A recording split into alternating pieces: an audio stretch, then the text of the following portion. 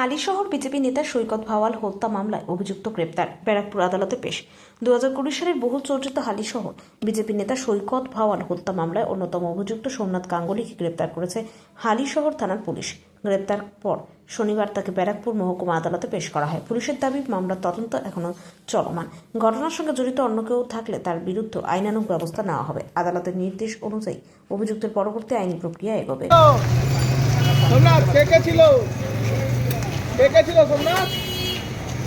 সোমনাথ কে কে ছিল?